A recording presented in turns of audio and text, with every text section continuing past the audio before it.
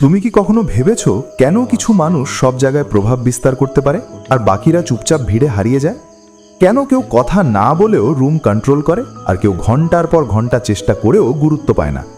সত্যিটা একটু অস্বস্তিকর। এই পৃথিবী শুধু পরিশ্রমীদের জন্য না, এটা মূলত ক্ষমতা বোঝা মানুষদের জন্য। আর তুমি যদি এই খেলাটা না বোঝো, তাহলে তুমি অজান্তেই অন্য কারোর খেলায় পুতুল হয়ে যাবে। আজ আমি তোমাকে এমন কিছু বলবো যেটা হয়তো তুমি আগে কখনো এত স্পষ্টভাবে ভাবনি। এই কথাগুলো এসেছে দ্য 48 লজ অফ পাওয়ার বই থেকে, যেটা লিখেছেন রবার্ট গ্রিন। কিন্তু এটা শুধু একটা বই না, এটা মানুষের আচরণ, ক্ষমতার খেলা আর বাস্তব জীবনের একদম নগ্ন সত্য।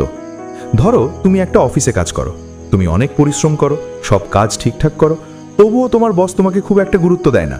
অথচ তোমার পাশের একজন, যে হয়তো তোমার মতো দক্ষ না, সে সব সময় সামনে থাকে, বসের কাছে প্রিয়। কেন এমন হয়? কারণ সে শুধু কাজ করছে না, সে বুঝে খেলছে।